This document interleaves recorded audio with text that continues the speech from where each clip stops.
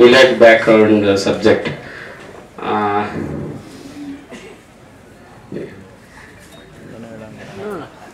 ಮುಂದೆ ಮುಂದೆ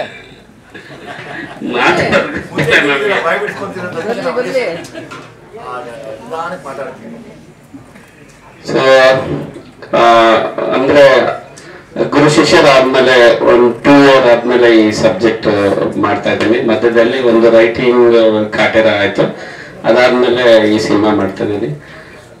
ಈ ಸಬ್ಜೆಕ್ಟ್ ನಾನು ಫಸ್ಟ್ ಶಾರ್ಗೋಗಿ ಹೇಳಿದಾಗ ತುಂಬಾ ಇಷ್ಟ ಆಯ್ತು ಈ ಲೈನ್ ಇದು. ಸೊ ಅದರಲ್ಲಿ ಇಂಪಾರ್ಟೆಂಟ್ ಆಗಿ ಅವ್ರ ಮಗಳ ಪಾತ್ರ ಬಂತು. ಅವಾಗ ನಾನೇ ಕೇಳಿದೆ, ಸರ್ ನಿಮ್ಮ ಮಗಳನ್ನೇ ಮಾಡ್ತೀನಿ, 2 ಕಾಂಬಿನೇಷನ್ ಚೆನ್ನಾಗುತ್ತೆ, ಆಫ್ ಸ್ಕ್ರೀನ್ ಮತ್ತೆ ಆನ್ ಸ್ಕ್ರೀನ್ ಮಗಳೇ ಇರೋದ್ರಿಂದ ಅಂತಂದು. ಫಸ್ಟಿಗೆ ಅವರು ಆಸಕ್ತಿ ತೋರಿಸ್ಲಿಲ್ಲ, ನಾನು ಒತ್ತಾಯ ಮಾಡಿದಕ್ಕೆ ಸೊ ಅವ್ರ ಮಗಳನ್ನ ಕೇಳಿದ್ರು, ಅವ್ರಿಗೂ ಆಸಕ್ತಿ ಇತ್ತು. ಅದಾದ್ಮೇಲೆ ಅವರು ಮುಂಬೈಗೆ ಹೋಗಿ ನಟನೆ ಟ್ರೈನಿಂಗ್ ಮಾಡ್ಕೊಂಡು ಬಂದು ಈ ಸಿನಿಮಾದಲ್ಲಿ ಒಂದು ಅದ್ಭುತವಾಗಿ ಅಭಿನಯ ಮಾಡಿದ್ರೆ ಇದು ಒಂದು ತುಂಬಾ ಸ್ಪೆಷಲ್ ಅಂತ ಹೇಳ್ಬೋದು. ಇನ್ನು ನಮ್ಮ ನಿರ್ಮಾಪಕರ ವಿಚಾರಕ್ಕೆ ಬಂದ್ರೆ ಏನಂದ್ರೆ ಇದುವರೆಗೂ ನಮಗೆ ನೀವು ಈಗಾಗಲೇ ಸೆಟ್ ನೋಡಿದ್ರಿಂದ ನನಗೆ ಸಿಕ್ಕಿರೋದಲ್ಲಿ ದಿ ಬೆಸ್ಟ್ ಪ್ರೊಡ್ಯೂಸರ್ ಅಂತಂದ್ರೆ, ನಾನು ಏನೋ ಜೂನಿಯರ್ಸ್ ವಿಚಾರ ಆಗಿರ್ಬೋದು, ಸೆಟ್ ವಿಚಾರ ಆಗಿರ್ಬೋದು, ಏನೇ ವಿಚಾರ ಇದು ಒಂದು ದಿನನೂ ಇದು ಯಾಕೆ ಏನು ಎತ್ತಾಗಂತ ಕೇಳಿರ್ಲಿಲ್ಲ. ಸೊ ಹಾಗಂತ ಅವರು ಕೊಡ್ತಾರಂತನೂ ನಾವು ನನ್ನ ಸಿನಿಮಾಗ ಮೀರಿ ನಾನು ಅದನ್ನ ಮಿಸ್ಯೂಸ್ ಮಾಡ್ಕೊಳ್ಲಿಲ್ಲ. ಬಟ್ ಅವರ ಒಂದು ನನ್ನ ಮೇಲೆ ಇಟ್ಟಿರೋ ನಂಬಿಕೆ ನನಗೆ ನಿಜವಾಗ್ಲೂ ತುಂಬಾ ಖುಷಿ ಇದೆ. ಸೊ ಆ ನಂಬಿಕೆ ನಾನು ಉಳಿಸ್ಕೊಳ್ತೀನಿ ಅಂತ ಈ ಮೂಲಕ ಹೇಳಕ್ ಇಷ್ಟಪಡ್ತೀನಿ. ಈ ತರ ಪ್ರೊಡ್ಯೂಸರ್ ಇಂಡಸ್ಟ್ರಿಯಲ್ಲಿ ಇರ್ಬೇಕು, ಯಾಕಂದ್ರೆ ಅವ್ರು ಸಾರಥಿ ಆದ್ಮೇಲೆ 10 ಇಯರ್ಸ್ ತುಂಬಾ ಸ್ಕ್ರಿಪ್ಟ್ಗಳನ್ನ ಕೇಳಿದ್ರು ಅಂತ ಅವ್ರು ಹೇಳ್ತಾ ಇದ್ದಾರೆ. ಸೊ ಯಾವ್ದು ನಮಗೆ ಸರಿಯಾಗಿ ನಿರ್ದೇಶಕರಾಗ್ಲಿ ಅಥವಾ ಸ್ಕ್ರಿಪ್ಟ್ ಆಗ್ಲಿ ನೀವು ಹೊಂದಿಕೆ ಆಗ್ಲಿಲ್ಲ. ಸೊ ನಿಮ್ಮ ಸ್ಕ್ರಿಪ್ಟ್ ನೀವು ನಮಗೆ ಇಷ್ಟ ಆಯ್ತು ಅಂತ ಅವರು ಹೇಳಿ ಮುಂದೆ ಬಂದ್ರು. ಒಂದು ನನ್ಗೆ ಪರ್ಸನಲ್ ಆಗಿ ಖುಷಿ ಆಗಿತ್ತು, ಮತ್ತೆ ಇಂಡಸ್ಟ್ರಿಯಿಂದನೂ ಅವ್ರಿಗೆ ಒಂದು ಒಳ್ಳೆ ಬೆಳವಣಿಗೆ. ಯಾಕಂದ್ರೆ ಅಂತ ಒಂದು ಬಿಗ್ ಪ್ರೊಡ್ಯೂಸರ್ ಮತ್ತೆ ಕಮ್ ಬ್ಯಾಕ್ ಮಾಡ್ತಿರೋದು, ಮತ್ತೆ ಅವರು ಪ್ರಾಮಿಸ್ ಮಾಡಿದ್ರೆ ಇನ್ಮೇಲೆ ಕಂಟಿನ್ಯೂ ಸಿನಿಮಾ ಮಾಡ್ತೀವಿ ನಾವು ಅಂತ ಹೇಳಿದ್ದಾರೆ. ಸೊ ಇದು ತುಂಬಾ ಖುಷಿ ವಿಚಾರ. ಇನ್ನು ನಮ್ಮ ಸಂಭಾಷಣೆಕಾರರು ಇಬ್ರು ಶ್ರೀಕಾಂತ್ ಮತ್ತು ಮಾಸ್ತಿ ನಾನು ಯಾವಾಗ್ಲೂ ನಮ್ಗೆ ರೈಟ್ ಹ್ಯಾಂಡ್ ಆಗಿ ಜೊತೆಗೆ ಇರ್ತಾರೆ. ಸೊ ಈ ಸರಿ ನನ್ಗೆ ಶ್ರೀಕಾಂತ್ ಆ್ಯಡ್ ಆದ್ರು, ಯಾಕಂದ್ರೆ ಅವನು ನನ್ಗೆ ಸ್ಕ್ರೀನ್ ಪ್ಲೇ ಜೊತೆ ಜರ್ನಿ ಮಾಡ್ದ. ಸೊ ಕೆಲವು ವಿಚಾರಗಳನ್ನ ಅವನು ಡೈಲಾಗ್ಗಳಲ್ಲಿ ಇದಾಗಿ ಬರೆಯಕ್ಕೆ ಶುರು ಮಾಡ್ದ. ಸೊ ಅವನಲ್ಲಿ ಒಂದು ಟ್ಯಾಲೆಂಟ್ ಇತ್ತು. ಅವಾಗ ನಾನು ಮಾಸ್ತಿ ಕೇಳ್ಕೊಂಡೆ, ಒಂದು ಹೊಸಬರನ್ನ ಒಂದು ಅವಕಾಶ ಕೊಡೋಣ ಇದ್ರ ಮೂಲಕ ಅಂತಂದಾಗ, ಇದು ಮಾಸ್ತಿ ಧಾರಾಳವಾಗಿ ನಾನು ಶೇರ್ ಮಾಡ್ತೀನಿ ಇದನ್ನ ಅಂತ ಒಪ್ಕೊಂಡು ಒಬ್ಬ ಬಿಗ್ ಡೈಲಾಗ್ ರೈಟರು ಅದೊಂದು ಶೇರ್ ಮಾಡಿ ಅವ್ರಿಗೆ ಒಂದು ವೆಲ್ಕಮ್ ಮಾಡಿದ್ದಾರೆ. Thank you Masti. ಮತ್ತೆ ಇಬ್ರು ಅದ್ಭುತವಾಗಿ ಬರ್ಕೊಟ್ಟಿದ್ದಾರೆ. ಮಾಸ್ತಿ ಗೊತ್ತಲ್ಲ ನಿಮಗೆ, ಒಂದೊಂದು ಪೆನ್ನು ಒಂದು ಅರಿತಾವ ಇದು ಅಂತ ತುಂಬಾ ಡೈಲಾಗ್ಸ್ ಈ ಸಿನಿಮಾದಲ್ಲಿ ಸಿಗ್ತವೆ. ಆಮೇಲೆ ನಮಗೆ ಬ್ಯಾಕ್ ಬೋನ್ ಅಂತಾನೆ ನಮ್ಮ ಸಾರ್ ಹೇಳ್ಬೋದು. ಅಂದ್ರೆ ಇದು ಈ ಸಿನಿಮಾ ಮಾಡಕ್ಕೆ ಅಂದ್ರೆ ತುಂಬಾ ಒಂದು 80s 90s ಬ್ಯಾಕ್ ಗ್ರೌಂಡ್ ಕಟ್ಟಿಕೊಡಕ್ಕೆ ತುಂಬಾ ಕಷ್ಟ ಆಗುತ್ತೆ. ಅಂದ್ರೆ ನಮ್ಗೆ ಆ ತರದ ಲೊಕೇಶನ್ಸ್ ಆಗ್ಲಿ, ಒಂದು ವಾತಾವರಣ ಸೆಟ್ ಆಗಲ್ಲ. ಸೊ ಪ್ರತಿಯೊಂದನ್ನು ನಾವು ಕ್ರಿಯೇಟ್ ಮಾಡ್ಬೇಕಾಗತ್ತೆ. ಅಂತ ವಿಚಾರದಲ್ಲಿ ನಮ್ಗೆ ಹೀರೋ ಸಪೋರ್ಟ್ ಅಂದ್ರೆ ಎಷ್ಟು ಅಂದ್ರೆ ಸೆಟ್ ಅಲ್ಲಿ ಏನೇ ಪ್ರಾಬ್ಲಮ್ ಆದ್ರೂ ಕೂಡ, ಮತ್ತೆ ಆಕ್ಟಿಂಗ್ ಅಲ್ಲಿ ಏನೋ ಡೌಟ್ ಇದ್ರು ಕೂಡ, ಒಂದು ಕಥೆಯಲ್ಲಿ ಒಂದು ಪ್ರಾಬ್ಲಮ್, ಎಲ್ಲಾ ರೀತಿಯಲ್ಲಿ ಬಂದಿದ್ದಾರೆ. ಈ ಸಿನಿಮಾ ನಾನು ಒಂದು ಘಂಟಾಘೋಷವಾಗಿ ಹೇಳ್ತಿದ್ದೀನಿ, ಈ ಹೀರೋ ಇಲ್ದೆ ನಾನು ಮಾಡಕ್ ಆಗ್ತಾ ಇರಲಿಲ್ಲ. ಸೊ ನೀವ್ ಇದ್ದಿದ್ದಕ್ಕೆ ನಾನು ಈ ತರ ಒಂದು ಪ್ರಯತ್ನ ಮಾಡಿದ್ದೀನಿ. ನಿಮಗೆಲ್ಲ ಬಹುಶಃ ಅದು ಇಷ್ಟ ಆಗುತ್ತೆ ಅಂತ ಅನ್ಕೋತಿದ್ದೀನಿ. ಮತ್ತೆ ಇನ್ನು ನಮ್ಮ ಸಿನಿಮಾಟೋಗ್ರಾಫರ್ ಸ್ವಾಮಿ ಜೇಗೌಡ, ಸೊ ಬಜರಂಗಿ ಜೇಮ್ಸ್ ಹರ್ಷ ಜೊತೆ ಮಾಡಿದ್ದು, ಇವಾಗ ನಮ್ಮ ಸಿನಿಮಾನು ಸ್ವಾಮಿನೇ ಮಾಡ್ತಿದ್ದಾರೆ. ಅದ್ಭುತವಾದ ಟೆಕ್ನಿಷಿಯನ್. ಅಂದ್ರೆ ನಾವು ನಾನು ವಿಜುವಲ್ ಅನ್ಕೊಂಡಿದ್ದು ಅದನ್ನ ನನಗೆ ಒಂದು ಡೈರೆಕ್ಟರ್ ಆಗಿ ಒಂದು ಅರ್ಧ ಜವಾಬ್ದಾರಿ ಅವರೇ ತಗೋತಿದ್ದಾರೆ ಅಂತಾನೆ ಹೇಳ್ಬೋದು. ಯಾಕಂದ್ರೆ ನನಗಿಂತ ಅವರು ಬಿಗ್ ಕ್ಯಾನ್ವಸ್ ಆಲ್ರೆಡಿ ಮಾಡಿದ್ರೆ, ನನಗಿದು ಮೊದಲನೇ ಬಿಗ್ ಕ್ಯಾನ್ವಸ್ ಸಿನಿಮಾ. ಸೊ ನನಗೆ ಸ್ವಾಮಿಯಿಂದ ನನಗೆ ತುಂಬಾ ಹೆಲ್ಪ್ ಆಗುತ್ತೆ. ಈ ಕ್ಯಾನ್ವಸ್ ಅಂದ್ರೆ ಅವ್ರಿಗೆ ಟೆಕ್ನಿಕಲ್ ಇಕ್ವಿಪ್ಮೆಂಟ್ ಆಗಿರ್ಬೋದು, ಮತ್ತೆ ಈ ಸೆಟ್ ಅಲ್ಲಿ ಮಾಡೋದು ನಂದು ಆಲ್ಮೋಸ್ಟ್ ರಿಯಲ್ ಲೊಕೇಶನ್ಸ್. ಇದಕ್ಕಿಂತ ಮುಂಚೆ ಈ ತರ ಸೆಟ್ ಹಾಕಿ ಮಾಡಿದ್ ನಾನು ಫಸ್ಟ್ ಟೈಮ್. ಆ ಸೆಟ್ ಹಾಕೋದ್ರಿಂದ ಮತ್ತೆ ಅದನ್ನ ಟೇಕಿಂಗ್ಸ್ ಆಗಿರ್ಬೋದು, ತುಂಬಾ ರೀತಿಯಲ್ಲಿ ನನಗೆ ಸ್ವಾಮಿಯಿಂದ ಹೆಲ್ಪ್ ಆಯ್ತು. ಸೊ ಈ ಮೂಲಕ ಥ್ಯಾಂಕ್ ಯೂನ ಹೇಳ್ತಾ ಇದ್ದೀನಿ ಸ್ವಾಮಿ. ಆಮೇಲೆ ಕ್ರಿಯೇಟಿವ್ ಹೆಡ್ ಆಗಿ ಸುಧಾಕರ್, ಆರೂರ್ ಸುಧಾಕರ್ ಅಂತ. ನಾನು ಇದಕ್ಕಿಂತ ಮುಂಚೆ ಅವರು ಸಿನಿಮಾಟೋಗ್ರಫರ್, ನನ್ನ ಗುರು ಶಿಷ್ಯರು. ನಾನು ಈ ಸರಿ ಸಿನಿಮಾಟೋಗ್ರಫರ್ ಚೇಂಜ್ ಮಾಡ್ತೀನಿ ಅಂದಾಗ ಅವರು ಸಂತೋಷವಾಗಿ ಒಪ್ಕೊಂಡು ನನ್ನ ಸ್ಕ್ರಿಪ್ಟ್ ಡಿಪಾರ್ಟ್ಮೆಂಟ್ ಆಗಿರ್ಬೋದು ಪ್ರತಿಯೊಂದು ಹಂತದಲ್ಲಿ ಒಂದು ಕ್ರಿಯೇಟಿವ್ ಆಗಿ ಜೊತೆಗಿದ್ದಾರೆ. ಸೊ ಅವ್ರಿಗೂ ಧನ್ಯವಾದ ಹೇಳಕ್ಕೆ ಇಷ್ಟಪಡ್ತಿದ್ದೀನಿ. ಮುಂದುವರೆದು ಸೊ ಇದು 72 ಅಲ್ಲೇ ಆಫ್ಟರ್ ಅದಕ್ಕೆ ನಾನು ಸ್ಟಾಪ್ ಮಾಡ್ಬಿಟ್ಟೆ. ನಿಮ್ಮ ಎದುರುಗಡೆ ನಾವು ಇರೋದು ಮತ್ತೆ ಇವತ್ತೊಂದು ವಿಶೇಷ ದಿನ. ನಮ್ಮ ವಿಜಯ್ ಕುಮಾರ್ ದುನಿಯಾ ವಿಜಯ್ ಬರ್ತ್ಡೇ. ಇವತ್ತು ಬೆಳಗ್ಗೆ ಎದ್ದಿದ ತಕ್ಷಣ ಸೋಷಿಯಲ್ ಮೀಡಿಯಾದಲ್ಲಿ ಒಂದು ಬರದೆ, ನಮ್ಮನ್ನು ಯಾರು ನಂಬ್ತಾರೋ ಇಲ್ಲೋ ಗೊತ್ತಿಲ್ಲ, ಮೊದಲು ನಮ್ಮನ್ನು ನಾವು ನಂಬಬೇಕು, ಅದನ್ನ ನುಡಿದು ಹಂಗೆ ನಡೆದು ಇವತ್ತು ಇಲ್ಲಿ ನಾಯಕನಾಗಿ ಕೂತಿರೋದು. ಮತ್ತೆ ಅರ್ಬನ್ ಕಥೆಗಳು ಅಂದ್ರೆ ಸಲಗ ಆಗ್ಲಿ ಭೀಮಾ ಆಗ್ಲಿ ಈಗಿನ ಯೂತ್ಸು ಆ ಒಂದು ಕಂಟೆಂಟ್ನ ಜಾಲಿ ಜಾಲಿ ಅನ್ಕೊಂಡು ಕೊಟ್ಟು ಏಕಾಏಕಿ ಇನ್ನೊಬ್ಬ ನಿರ್ದೇಶಕನ ಕೈಗೆ ತನ್ನನ್ನು ತಾನು ಕೊಟ್ಕೊಳೋದಿದೆಯಲ್ಲ, ನಿಜಕ್ಕೂ ದೊಡ್ಡದು. ಮತ್ತೆ ಅಟ್ ಎ ಸೇಮ್ ಟೈಮ್ ನಮ್ಮ ಜಡೇಶ್ಗೂ ಅದು ಈಗ ನಾಯಕನಾಗಿದ್ದಾಗ ವಿಜಯ್ ಅವ್ರ ಜೊತೆ ಕೆಲಸ ಮಾಡೋದಕ್ಕೂ ಅವ್ರ ನಿರ್ದೇಶಕನಾಗಿದ್ದಾಗ ಅವ್ರ ಜೊತೆ ಕೆಲಸ ತಗೊಳೋದು ತುಂಬಾನೇ ದೊಡ್ಡ ಟಾಸ್ಕ್. ಬಟ್ ಜಡೇಶ್ ಅವ್ರ ಬಗ್ಗೆ ಹೇಳಬೇಕು ಅಂದ್ರೆ ನೆಲದ ಕಥೆಗಾರ, ಅಂದ್ರೆ ಆ ಒಂದು ಸೊಗಡು ಹಿನ್ನೆಲೆ ಎಲ್ಲಾನು ಅದರಲ್ಲಿರುತ್ತೆ. ನಮಗ್ ಬರಹಗಾರನಾಗಿ ನನ್ನ ಜೊತೆ ಶ್ರೀಕಾಂತ್ ತುಂಬಾನೇ ಫಸ್ಟ್ ವರ್ಷನ್ ಕೊಟ್ಟರು. ಸೊ ನನಗೆ ತುಂಬಾ ಈಸಿ ಆಯ್ತು. ಅದ್ರಲ್ಲಿ ಬರೆಯೋವಾಗಲೇ ನಮ್ಗೊಂದು ಅನಿಸ್ತಿರುತ್ತೆ ಈ ತರ ಸಿನಿಮಾಗೆ ನಾವು ಪೆನ್ ಇಡ್ತಾ ಇರೋ ತುಂಬಾ ಖುಷಿ ಆಗುತ್ತೆ ಅಂತ.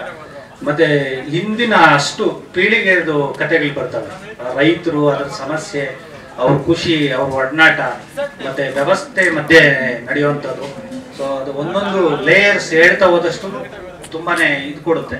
ಸೊ ನಮ್ಮ ನೆಲದ ಅದೃಷ್ಟ ಜಡೇಶ್ ತರದ್ದು ಒಬ್ಬ ನಿರ್ದೇಶಕ ತಾನ್ ಕಥೆಗಳನ್ನ ಸಿನಿಮಾ ಮಾಡ್ತಾ ಇರೋದು. ಮತ್ತೆ ಸತ್ಯಪ್ರಕಾಶ್ ಸರ್ಗೆ ಮತ್ತೆ ಸೂರಜ್ ಗೌಡ್ರಿಗೆ ತುಂಬಾ ಥ್ಯಾಂಕ್ಸ್ ಹೇಳ್ಬೇಕು. ಈ ತರದ ಕಥೆಗಳಿಗೆ ಅವರು ಹಣ ಹೂಡಿ ಇಷ್ಟು ದೊಡ್ಡ ಮಟ್ಟದಲ್ಲಿ, ಯಾಕಂದ್ರೆ ಹಳ್ಳಿಗಳು ಸಿಗಲ್ಲ. ಇವತ್ತು ನಾವು ಹುಟ್ಟಿರೋ ಬೆಳೆದಿರೋ ಹಳ್ಳಿಗಳಿಗೆ ಹೋದ್ರೆ ಇದು ಹಳ್ಳಿನ ಅನ್ಸ್ಬಿಡುತ್ತೆ. ಬಟ್ 70ರ ದಶಕದ ಹಳ್ಳಿಗಳನ್ನ ನಾವು ವಿಷನ್ ತರೋದು ಅದು ದೊಡ್ಡ ಮಟ್ಟದ ಬಡ್ಜೆಟ್ ಬೇಕು. ಸೊ ಸೂರಜ್ ಗೌಡ್ರು ಮತ್ತೆ ಸತ್ಯಪ್ರಕಾಶ್ ಅವರು, ಜಡೇಶ್ ಅವರು ಹೇಳಿದಂಗೆ ಏನೇ ಕೇಳಿದ್ರು ತಗೊಳ್ಳಿ ನಾವು ಇದೀವಿ ಅಂತ.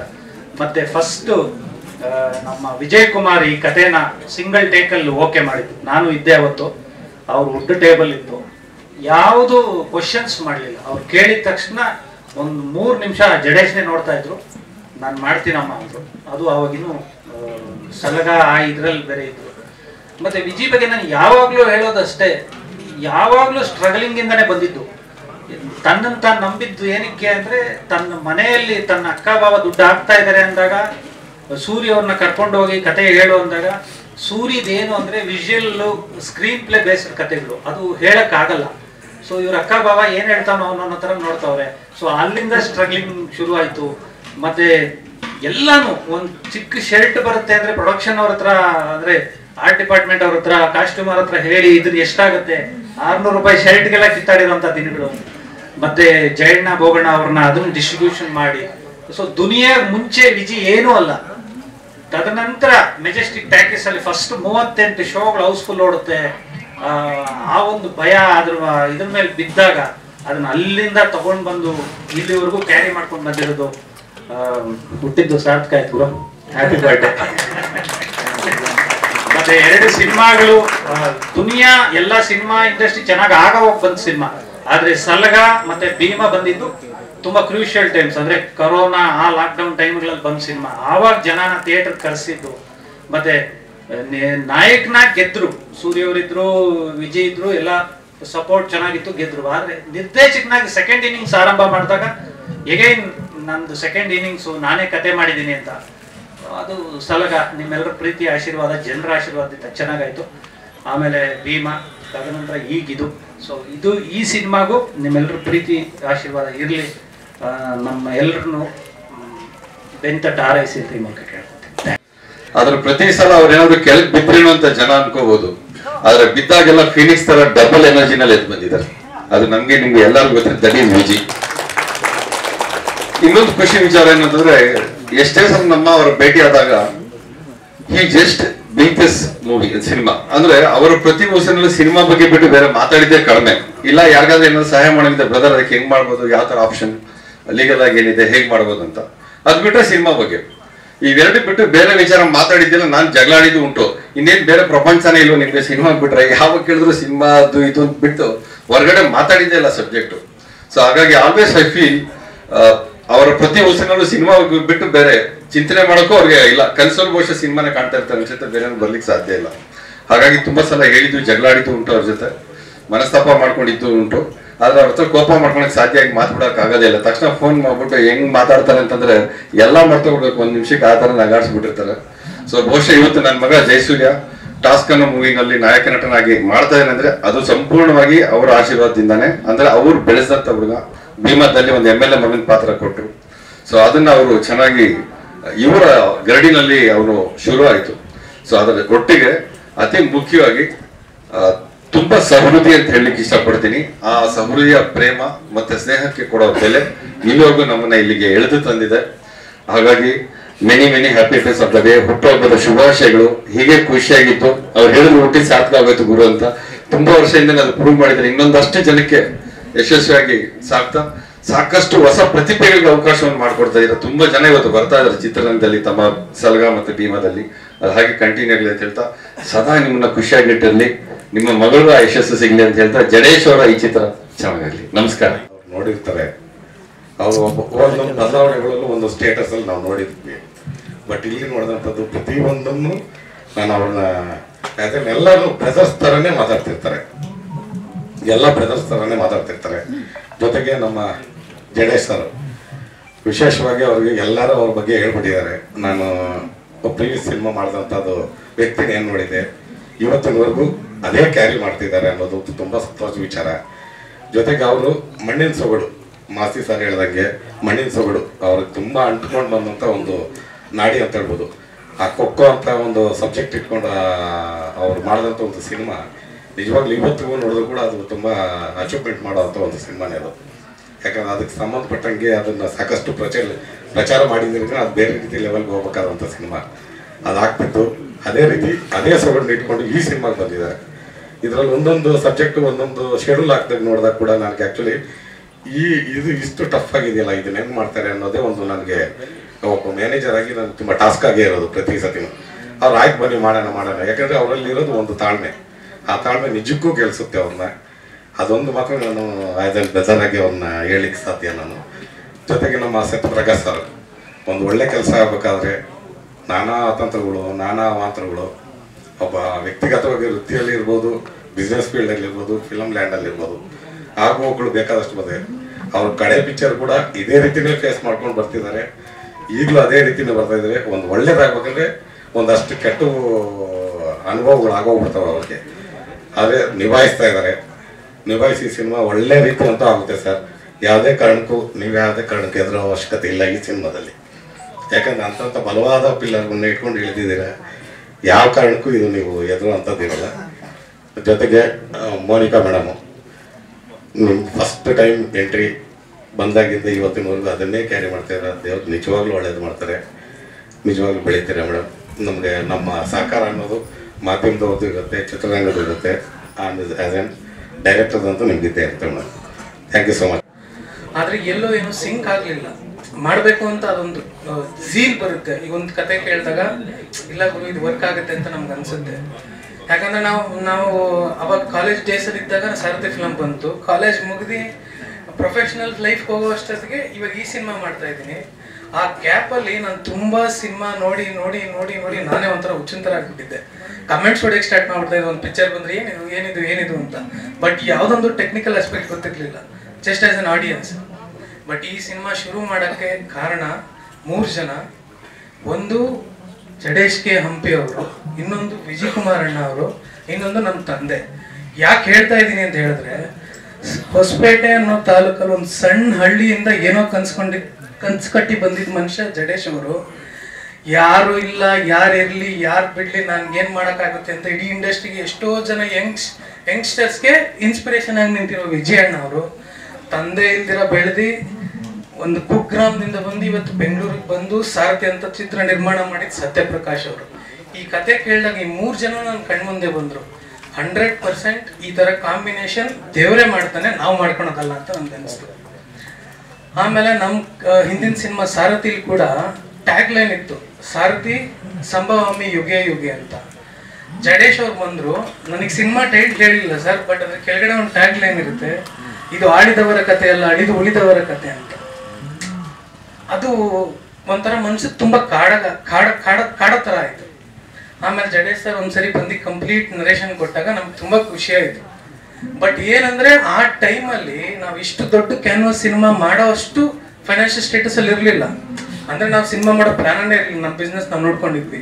ಹಂಗಾಗಿ 1-2 ಶೆಡ್ಯೂಲ್ ಅಲ್ಲಿ ಸ್ವಲ್ಪ ನಮ್ಮ ಸಂಸ್ಥೆ ಕಡೆಯಿಂದನೇ ತೊಂದರೆ ಆಯ್ತು. ಈಗ ಈ ಶೆಡ್ಯೂಲ್ ಮುಗಿಸಿ ಇನ್ನೊಂದು ಶೆಡ್ಯೂಲ್ ಮುಗಿಸಿದ್ರೆ ಸಿನಿಮಾ 90% ಕಂಪ್ಲೀಟ್ ಮುಗ್ದೋಗುತ್ತೆ.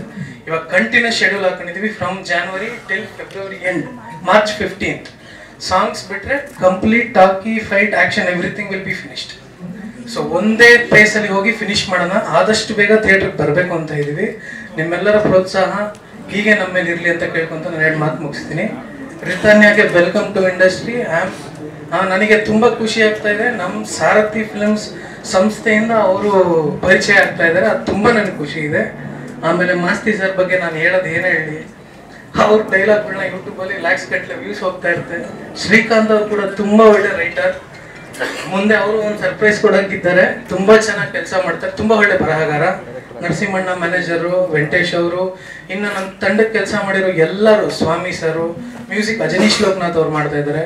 ಎಲ್ಲರ ಒಟ್ಟು ಪ್ರಯತ್ನದಿಂದ, ಆಮೇಲೆ ಎಡಿಟರ್ KM ಪ್ರಕಾಶ್, ಎಲ್ಲರ ಒಂದು ಒಟ್ಟು ಪ್ರಯತ್ನದಿಂದ ತುಂಬಾ ಒಳ್ಳೆ ಸಿನಿಮಾ ನಿಮ್ಗೆ ಕೊಡ್ತೀನಿ ಅಂತ ಮಾತ್ರ ನಾನು ಪ್ರಾಮಿಸ್ ಮಾಡ್ತೀನಿ. Thank you. ಕಾರ್ಯಕ್ರಮವನ್ನ ಯಶಸ್ವಿಗೊಳಿಸೋದಕ್ಕೋಸ್ಕರ ಬಂದಿದ್ದೀರಿ ಅಂತ ತಮಗೆಲ್ಲರಿಗೂ ಆಭಾರಿಯಾಗಿ ತಮಗೆಲ್ಲರೂ ವಂದಿಸ್ತೇನೆ. ಪ್ರಥಮವಾಗಿ ಈಗ ತಮಗೆಲ್ಲರೂ ಗೊತ್ತಿದೆ, ಸಾರಥಿ ಆದ್ಮೇಲೆ ನಾನು ಸುಮಾರು 13 ವರ್ಷಗಳ ಕಾಲ ಸಿನಿಮಾ ಮಾಡಕ್ ಹೋಗ್ಲಿಲ್ಲ. ಕಾರಣ ಆಕಸ್ಮಿಕವಾಗಿ ಬಂದೆ ಸಿನಿಮಾಕ್ಕೆ. ನಿಜವಾಗ್ಲೂ ನಾನು ಸಿನಿಮಾ ಮಾಡಬೇಕು ಅಂತ ಸಾರಥಿ ಬಂದಿರಲಿಲ್ಲ, ಆಕಸ್ಮಿಕವಾಗಿ ಬಂದೆ. ಅದೇನು ಅದೃಷ್ಟನೋ ಏನೋ ಅಥವಾ ಗೊತ್ತಿಲ್ಲ, ಆ ಒಂದು ಸಿನಿಮಾನ ಪ್ರೇಕ್ಷಕ ಮಹಾಜನರು ಗೆಲ್ಸಿದ್ರು. ತಮ್ಮೆಲ್ಲರೂ ಸಹಕಾರ ಕೂಡ ಇತ್ತು.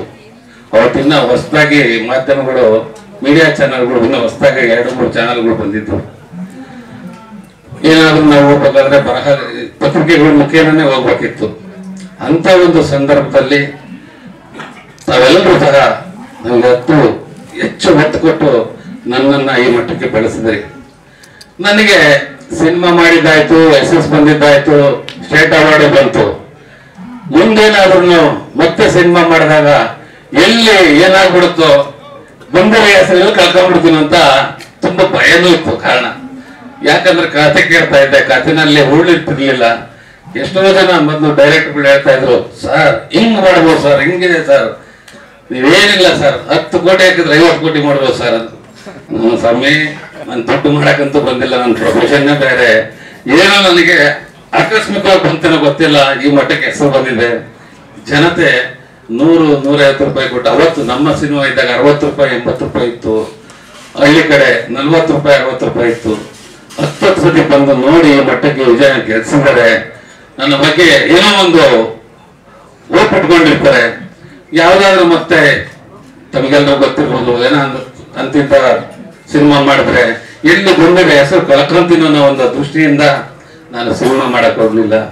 ಇವತ್ತಿನ ಜನರೇಷನ್ಗೆ ಕತೆ ಆಗಿರ್ಬೇಕು, ಕಂಟೆಂಟ್ ಅನ್ನೋದ ಈಗಿನ ಜನರೇಷನ್. ನನ್ನ ಮಗ ಹೇಳ್ದ, ಪಾಪ ತುಂಬಾ ಬುದ್ಧಿವಂತರಿದ್ದಾರೆ ಜಡೇಶ್ ಸರ್ ಅವರು, ನೀವು ದಯವಿಟ್ಟು ನಾನೇ ನಿಮ್ಗೆ ಹೇಳಿದೆ ಸಿನಿಮಾ ಮಾಡಿದ್ರೆ ನಾನು ನಿಮ್ ಜೊತೆಲಿ ಇರಲ್ಲ ಅಂತ, ನೀವು ಮಾಡಿ ಪಪ್ಪ ಅಂತ ಹೇಳಿದ್ರು. ಅವಾಗ ನಾನು ಜಡೇಶ್ ಸರ್ ಅವ್ರನ್ನ ಆಯ್ತಪ್ಪ ಕರೆಸೋಣ ಅಂತ ಹೇಳ್ಬಿಟ್ಟು ಕರೆಸಿದ್ವಿ. ಒಂದೇ ವಾರದಲ್ಲಿ ನಾವು ಪ್ರಿಪರೇಷನ್ ಇಲ್ಲ, ಸಿನಿಮಾ ಮಾಡ್ಬೇಕು ಅಂತ ಇರ್ಲಿಲ್ಲ.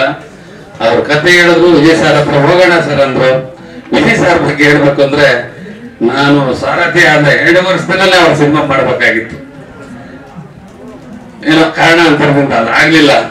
ನಾವು ಹೋದ್ವಿ ಸರ್ ಹತ್ರ. ವಿಜಯ್ ಸರ್ ಅವರು ತುಂಬಾ ಸಂತೋಷ ಪಟ್ಟು, ಬನ್ನಿ ಸರ್, ಏನು ಮಾತಾಡ್ಲಿಲ್ಲ. ಎಲ್ಲರೂ ಹೇಳ್ತಾರೆ, ಯಾವ ರೆಮ್ಯುನರೇಷನ್ ಬಗ್ಗೆನೂ ಮಾತಾಡಿಲ್ಲ, ಏನು ಮಾತಾಡಿಲ್ಲ. ಸಿನಿಮಾ ನೀವು ಮಾಡ್ತೀರಾ ಸರ್, ಹೇಳಿ ಸರ್ ಅಂತ ಹೇಳಿ ತುಂಬಾ ಖುಷಿ ಆಯ್ತು.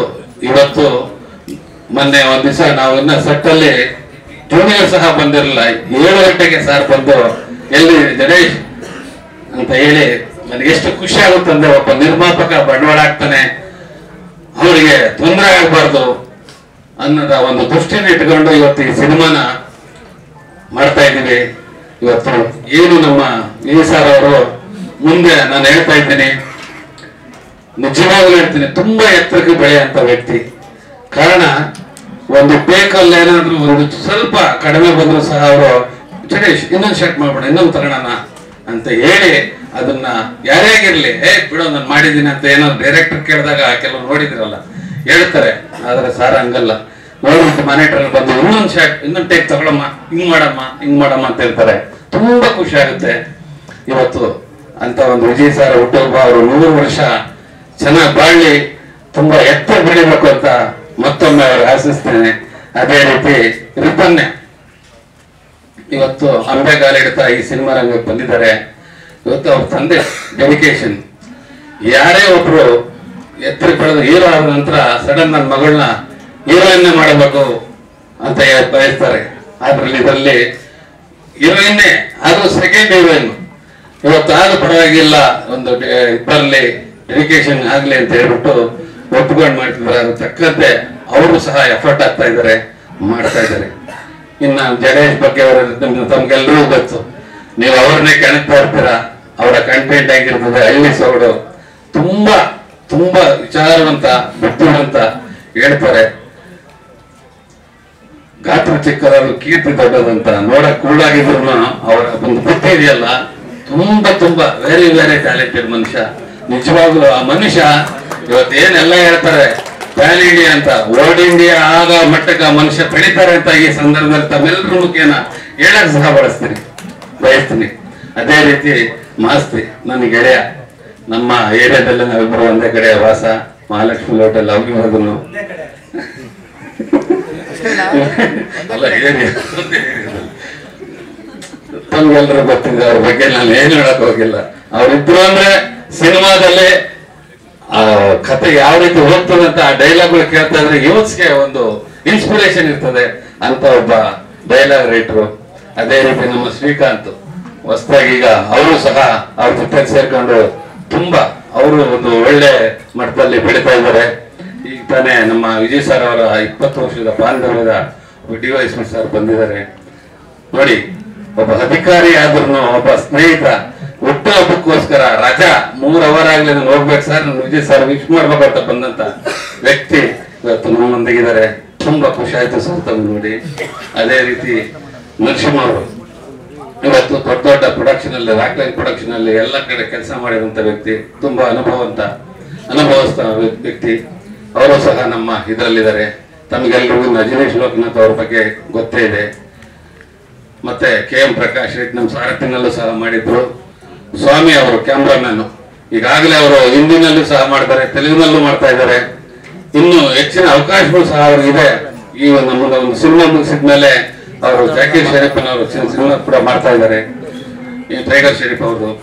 ಇನ್ನು ನನ್ನ ಮಗನ ಬಗ್ಗೆ ನಾನೇನು ಹೇಳೋಂತ ಅವಶ್ಯಕತೆ ನನಗಿಲ್ಲ. ನಿಜವಾಗ್ಲೂ ಹೇಳ್ತೀನಿ, ತಂದೆಯಾಗಿ ಇಂಥ ಅದು ಹೇಳೋದಕ್ಕೆ ನನಗೆ ಇದಾಗುತ್ತೆ. ನಿಜವಾಗ್ಲೂ ತುಂಬಾ ಸಂತೋಷ. ಇನ್ನ ನನ್ನ ಮೇಲೆ ಹೇಳೋದಕ್ಕೆ ಹೆಚ್ಚು ಸಹ ನಾನು ಮೊದಲನೇದಾಗಿ ಪ್ರೇಕ್ಷಕರಿಗೆ ತಮ್ಮ ಮುಖೇನ ಹೇಳಕ್ಕೆ ಇಷ್ಟಪಡ್ತೀನಿ.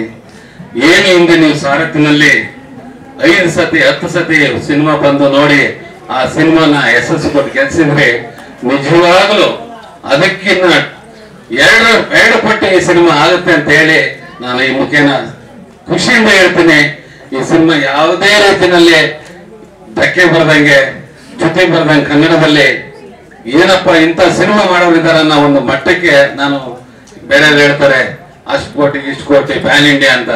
ನಾನೇನಿದ್ರು ನಮ್ಮ ಡೈರೆಕ್ಟರ್ ಹೇಳೋದು, ಸರ್ ನೀವೇನ್ ಮಾಡ್ತೀರೋ ನನ್ನ ಅಡಚಣೆ ಇಲ್ಲ, ನಾನು ಅಡ್ಡಿಪಡಿಸಲ್ಲ, ನೀವೇನ್ ಮಾಡಿದ್ರು 1 ರೂಪಾಯಿ ಪೋಲಾಕ್ಬಾರ್ದು, ಆದ್ರೆ ಸ್ಕ್ರೀನ್ ಮೇಲೆ ಕಾಣ್ಬೇಕು. ಬರೋಂಥ ಪ್ರೇಕ್ಷಕ 2.25 ಗಂಟೆ 2.5 ಗಂಟೆ ಏನ್ ಬಂದು ನಾನು ದುಡ್ಡು ಕೊಟ್ಟು ಬಂದೆ, ತುಂಬಾ ಬರ್ತಿದ್ಯಮ್ಮ ಅಂತ ಅನ್ಕೊಂಡು ಸಂತೋಷ ಥಿಯೇಟ್ರಿಂದ ಹೋಗ್ಬೇಕು ಅನ್ನೋದು ಒಂದೇ ಒಂದು ದೃಷ್ಟಿ. ಹೇಳ್ತಾ ಇನ್ನ ತಮಗೂ ಲೇಟ್ ಆಯಿತು.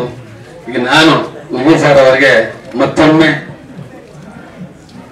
ವ್ಯಕ್ತಿ ಇವತ್ತು ಯಾವುದೇ ಒಂದು ವ್ಯಕ್ತಿನ ನಾವು ಗುರುತಿಸ್ಬೇಕಾದ್ರೆ ಹೇಳ್ತಾರೆ ರೂಪ ಮುಖ್ಯ ಅಲ್ಲ, ಅವರ ಗುಣ, ಅವರ ನಡತೆ ನಿಜವಾಗ್ಲೂ ನನಗೆ ತುಂಬಾ ಇಷ್ಟ ಆಯ್ತು. ಒಬ್ಬ ಪ್ರೊಡ್ಯೂಸರು ಕಷ್ಟಪಡ್ತಾನೆ, ದುಡ್ಡು ಹಾಕ್ತಾನೆ, ಎಲ್ಲಿಂದ ತರ್ತಾನೋ ಗೊತ್ತಿಲ್ಲ, ಅವನಿಗೆ ಧಕ್ಕೆ ಆಗ್ಬಾರ್ದು ಅನ್ನೋ ರೀತಿನಲ್ಲೇ ಇವತ್ತು ನಮ್ಮ ಸಾರಥಿ ಚಾನಲ್ ಅಲ್ಲಿ ನನಗೆ ತುಂಬಾ ಹೆಮ್ಮೆ ಇದೆ.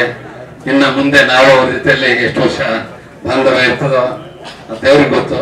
ನನಗಂತೂ ಅವ್ರ ಬಗ್ಗೆ ಬಹಳ ಹೆಮ್ಮೆಯಿಂದ 3 ವರ್ಷ ಸುಖವಾಗಿ ಬಾಳಲಿ, ಇನ್ನು ಎತ್ತಕ್ಕೆ ಬೆಳೆಯಲ್ಲ ಅಂತ ಹೇಳಿ ಈ ಸಂದರ್ಭದಲ್ಲಿ ಆಶಿಸಿ ನನ್ನ ಮಾತನ್ನ ಮುಗಿಸ್ತೀನಿ. ಜೈ ಹಿಂದ್. ಇನ್ಸ್ಪಿರೇಷನ್ ನಮಗೆ ಖುಷಿ ಇದೆ ಸಿನಿಮಾದಲ್ಲಿ ಪ್ರಮುಖ ಪಾತ್ರದಲ್ಲಿ ಆಕ್ಟ್ ಮಾಡ್ತಾ ಇರೋದು. ಅಷ್ಟೇ, ಮುಂದಿನ ದಿನಗಳಲ್ಲಿ ಹೇಳ್ತೀವಿ ಹೆಚ್ಚು. ಸರ್ ಇಲ್ಲೇ ಇದ್ದಾರೆ, ಹೇಳಂಗಿಲ್ಲ ಅಂತ. Thank you. ಮುಖ್ಯ ಅವರೇನೆ, ಅಂದರೆ ಆ ಪ್ರೊಡ್ಯೂಸರ್ಸ್ ಇಲ್ಲ ಅಂದರೆ ನಾವ್ಯಾರೂ ಇಲ್ಲ ಇವತ್ತು. ಸೊ ಹಾಗಾಗಿ ಅವ್ರನ್ನ ಜ್ಞಾಪಿಸ್ಕೊಂಡು ನಿಮ್ಗೊಂದು ಥ್ಯಾಂಕ್ಸ್ ಹೇಳ್ತಾ, ವಿಶೇಷವಾಗಿ ಹುಟ್ಟಿದಬ್ಬದ ದಿವಸ ನಾವು ಶೂಟಿಂಗ್ ಮಾಡ್ತಿರೋದು, ನನ್ನ ಅಭಿಮಾನಿಗಳಲ್ಲಿ ಕ್ಷಮೆ ಕೇಳ್ತೀನಿ. 2 ವರ್ಷ ಕಂಟಿನ್ಯೂಸ್ ಆಗಿ ಊರಿನಲ್ಲಿ ಹುಟ್ಟಿದಬ್ಬ ಮಾಡ್ತಿದ್ದೆ. ಈ ಸ್ಪೆಷಲಿ ಈ ಸರಿ ಡೇಟ್ಗಳು ಎಲ್ಲ ದೊಡ್ಡ ದೊಡ್ಡ ಆರ್ಟಿಸ್ಟ್ಗಳಿರೋದ್ರಿಂದ ಡೇಟು ಎಲ್ಲವೂ ಸಮಸ್ಯೆ ಆಗುತ್ತೆ ಅಂತೇಳಿ ಇಲ್ಲ ಹುಟ್ಟಿದಬ್ಬದ ದಿವಸ ಶೂಟಿಂಗ್ ಮಾಡೋಣ ಅಂತೇಳಿ ನಾವು ಶೂಟಿಂಗ್ ಮಾಡ್ತಾ ಇದ್ದೀವಿ. ಅದೊಂದು ಖುಷಿ ಇದೆ ನನಗೆ. ಎಲ್ಲೋ ಹುಟ್ಟಿದಬ್ಬಕ್ಕೆ ಎಲ್ಲೋ ಹೊರಗಡೆ ಹೋಗ್ದಿರ ಕೆಲಸ ಮಾಡ್ತಾ ಇದ್ದೀನಿ ಅನ್ನೋ ತುಂಬ ಒಂದು ಖುಷಿ ಇದೆ. ಸೊ ಹಾಗಾಗಿ ಅಭಿಮಾನಿಗಳಿಗೆ ನಾನು ಕ್ಷಮೆ ಕೇಳ್ಕೊಳ್ತೀನಿ. ಮುಂದಿನ ವರ್ಷ ಖಂಡಿತವಾಗ್ಲೂ ಅಲ್ಲೇ ಸೇರಿ ತುಂಬ ಜೋರಾಗಿ ಆಚರಿಸೋಣ ಅಂತ ನಿಮ್ಮನ್ನೆಲ್ಲ ಬೇಡ್ಕೋತೀನಿ ಕೂಡ. ದಯಮಾಡಿ ಕ್ಷಮೆ ಇರಲಿ ಅಭಿಮಾನಿಗಳು, ನನ್ನ ಕ್ಷಮಿಸಿ ಈ ಸರ್ತಿ. ಒಂದು ಮತ್ತೆ ಇನ್ನೇನು ತುಂಬ ಇನ್ನೂ ಒಂದಷ್ಟು ಸರಿ ಮೀಟ್ ಆಗ್ತೀವಿ, ಅವಾಗ ಒಂದಷ್ಟು ವಿಷಯ ಚರ್ಚೆ ಮಾಡೋಣ. ಸೊ ಹೇಳಿ, ಈಗ ಒಂದು 30% ಹೇಳಿ. 30% ಅಂದ್ರೆ ಥ್ಯಾಂಕ್ಸ್ ಟು ಮಾಸ್ತಿ ಶ್ರೀಕಾಂತ್. ತುಂಬಾ ನನಗೆ ಹೊಸ ಪ್ರತಿಭೆ ಅಂದ್ರೆ ಇಷ್ಟ. ನಿಮ್ಮ ಗೆಟಪ್ ಬಗ್ಗೆ ನನ್ನ ಗೆಟಪ್ ನೋಡಿ, ನನ್ನ ಗೆಟಪ್ ಹೆಂಗೆ ಹೇಳಿ ಸರ್, ಒಂದು ನೆನಪಾಗತ್ತೆ. ನನಗೆ ಬುದ್ಧಿ ಬಂದಾಗ ನಮ್ಮ ಊರಿನಲ್ಲಿ ಎಲೆಕ್ಟ್ರಿಸಿಟಿ ಇರಲಿಲ್ಲ. ದೀಪ ಅಂತ ಕರಿತಿದ್ವಿ, ಬುಡ್ಡಿ ದೀಪ ಅಂತ ಕರಿತಿದ್ವಿ. ಮತ್ತು ಆಲ್ಮೋಸ್ಟು ನಾನು ನೋಡಿದಾಗ ನನ್ನ ಎಲ್ಲ ಹಿರಿಕರು ಇದೇ ಗೆಟಪ್ನಲ್ಲಿದ್ದರು. ಇದರ ಸ್ವಲ್ಪ ಚೆನ್ನಾಗಿದೆ. ಇನ್ನು ಮಾಸ್ಲು ಬಟ್ಟೆ ಉಟ್ಕೊಂಡು ಎಲ್ಲರೂ ನಮ್ಮಲ್ಲಿ ಜಾತಿ ಧರ್ಮ ಆ ಥರ ಯಾವುದು ಭೇದ ಭಾವ ಇಲ್ದಿರ ಒಟ್ಟಿಗೆ ಬೆಳೆದಂಥ ಒಂದು ಒಳ್ಳೆ ಊರು. ಮತ್ತು ನಾವು ಯಾವತ್ತೂ ಅದನ್ನು ನಂಬದವರಲ್ಲ, ನಾವು ಒಂದೇ ನಂಬೋದು ಮನುಷ್ಯ ಜಾತಿ ಅನ್ನೋದು. ಅಲ್ಲಿ ಇಬ್ಬರು ಡಿಫರ್ ಮಾಡ್ತೀನಿ, ಒಂದು ಬಡವ ಮತ್ತು ಶ್ರೀಮಂತ ಅಂತ. ಸೊ ಹಾಗಾಗಿ ಎಲ್ಲ ಬಡವರ ನಾವು ಹೋಲುವಂಥ ಒಂದು ಕತೆ ಯಾವಾಗಲೂ. ಅಂದರೆ ಪ್ರತಿಯೊಬ್ಬ ಶ್ರೀಮಂತರಾಗಕ್ಕೂ ಅವನು ಬಡವನಿಂದನೇ ಪಾಸಾಗಿ ಶ್ರೀಮಂತನಾಗಬೇಕು. ಸೊ ಹಂಗಾಗಿ ಒಬ್ಬ ಬಡವನ ಮನೆ ಕತೆ ಅಂದರೆ ಅದು ತಮ್ಮದು ಕೂಡ ಅಂದ್ಕೊಂಡಿರ್ತೀನಿ ಅಂತ ಭಾವಿಸ್ತೀನಿ ನಾನು. ಸೊ ಹಾಗಾಗಿ ನಾನು ಯಾವಾಗಲೂ ಬೆಳಿಗ್ಗೆ ಕೂಡ ಒಬ್ಬರು ಪತ್ರಕರ್ತರಿಗೆ ಹೇಳಿದೆ, ಹೌದು ನಾನೆಲ್ಲ ಬಡವರು ನನಗೆ ಪ್ರತಿನಿಧಿಸ್ತೀನಿ, ಬಣ್ಣ ಗಿಣ್ಣ ಎಲ್ಲ ಇರೋದ್ರಿಂದ ಆ ಥರದ ಸಬ್ಜೆಕ್ಟ್ಗಳನ್ನ ಆಯ್ಕೆ, ನನಗೆ ಸೂಟಬಲ್ ಆಗುವಂಥ ಸಬ್ಜೆಕ್ಟ್ಗಳನ್ನ ಆಯ್ಕೆ ಮಾಡ್ಕೋತೀನಿ ಅನ್ನೋದು ಒಂದು. ನಾನು ನನ್ನ ಅವಾಗ ಎಲೆಕ್ಟ್ರಿಸಿಟಿ ಇರಲಿಲ್ಲ, ಬಸ್ ಇರಲಿಲ್ಲ, ಮತ್ತು ಇನ್ನೂ ಎಲ್ಲರೂ ಮನೆಗೆ ಜೀತಕ್ಕಿರ್ತಾ ಇದ್ವಿ. ಯಾವ ಇಯರ್? ಆಲ್ಮೋಸ್ಟ್ ಹೇಳ್ತೀನಿ ನಿಮ್ಗೆ ಅದು ಅಂತ 80s ಎಲ್ಲ ಜೀತಕ್ಕಿರ್ತಿದ್ವಿ. ಮತ್ತು ಅವಾಗ ಬಾರ್ಟರ್ ಸಿಸ್ಟಮ್ ಇತ್ತು. ಅಂದರೆ ತರಕಾರಿ ಕೊಡೋದು, ಅಕ್ಕಿ ತಗೊಳ್ಳೋದು, ಅದನ್ನು ನಾವು ಕೂಡ ಮಾಡಿದ್ದೀವಿ. ಅವಾಗ ಆ ಕಾಸು ಅನ್ನೋದು 1 ಪೈಸಾ 5 ಪೈಸಾ ಕೊಡೋದೇ ದೊಡ್ಡ ವಿಷಯ ನಮ್ಗದು. ಅದನ್ನು ತಗೊಳೋದು, ಅದನ್ನು ತಗೊಂಡ್ರೆ ನಮ್ಗೇನೋ ಟ್ರೆಷರ್ ಸಿಕ್ಕಿದಂಗೆ. ಅಂಗಡಿ ಸಿಗೋವರೆಗೂ ಏನೂ ನೋಡ್ತಾ ಇರಲಿಲ್ಲ, ಬರೀ ಓಡೋದೇ ಕೆಲಸ ಇರೋದು. ಅದೆಲ್ಲ ನೆನಪು ಬರುತ್ತೆ ಈ ಡ್ರೆಸ್ ಹಾಕಿದ ತಕ್ಷಣ. ಈ ಥರದ್ದು ಎಲ್ಲ ವಿಷಯಗಳನ್ನ ಇಟ್ಕೊಂಡು ಒಂದು ಒಳ್ಳೆ ಕತೆ ಮಾಡಿರುವಂಥ ಜಡೇಶು ಜೊತೆಗೆ ಮಾಸ್ತಿ, ನಾವೆಲ್ಲ ಅಜಿಕೀಸ್ ಒಟ್ಟಿಗೆ ಇರ್ತೀವಿ. ನಮ್ಮೊಂದು ತಂಡ. ನಾವು ರಾತ್ರಿ ಕೂಡ ನಾವೇ ಒಂದು 4 ಜನ ಸೇರಿ ಮಾತಾಡೋದು ಇದೇ ಸ್ಕ್ರಿಪ್ಟ್ ಬಗ್ಗೆ ಡಿಸ್ಕಷನಲ್ಲಿ. ಸೊ ಹಾಗಾಗಿ ಮತ್ತೆ ತಮ್ಮ ಹತ್ರ ನಾನು ಮಾತಾಡ್ತೀನಿ. ನನ್ನೊಂದು ರಿಮಾರ್ಕಬಲ್ ಅಂದರೆ ಒಂದು ಒಳ್ಳೆ ಮೈಲ್ ಸ್ಟೋನ್ ಕತೆ ನಾನು ಮಾಡ್ತಾ ಇದ್ದೀನಿ ಅನ್ನೋ ಸಾರ್ಥಕತೆ ನನಗಿದೆ. ಸೊ ಹಂಗಾಗಿ ಹುಟ್ಟಿದಬ್ಬದ ದಿವಸ ಅದನ್ನು ಮಾಡಬೇಕು ಅನ್ನೋ ಒಂದು ಆಸೆನೂ ಇತ್ತು, ಅದನ್ನು ಮಾಡ್ತಿದ್ದೀನಿ. ಅದು ಅದು ಬಿಟ್ರೆ ನಿಮ್ಮೆಲ್ಲರ ಪ್ರೀತಿ, ಆಶೀರ್ವಾದ, ಆರೈಕೆ, ಸಲಹೆ ಅದು ಯಾವಾಗಲೂ ಬಯಸ್ತೀನಿ. ಯಾಕಂದ್ರೆ ಗಣೇಶ್ ಬಗ್ಗೆ ಹೇಳ್ಬೇಕಂದ್ರೆ, ಇವ್ರು 3 ಜನದ ಬಗ್ಗೆ ಹೇಳ್ಬೇಕಂದ್ರೆ, ನಮ್ಮ ಇಂಡಸ್ಟ್ರಿಲಿ ವಿದ್ಯಾವಂತರು ಕಡಿಮೆ, ಅವಿದ್ಯಾವಂತರು ಜಾಸ್ತಿ ಆಗಿರೋದು.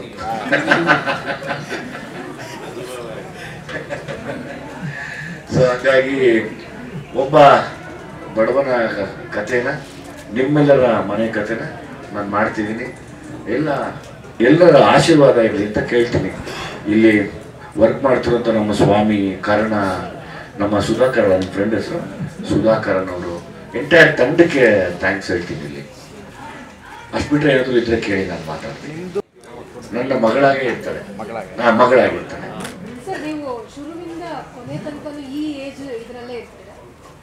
ಇಡೀ ಸಿನಿಮಾಲಿ ನೀವು ನನ್ನ ಹಿಂಗೆ ನೋಡ್ತೀರ. ಸೊ ಹಂಗಾಗಿ ಜಡೇಶು ನನ್ನ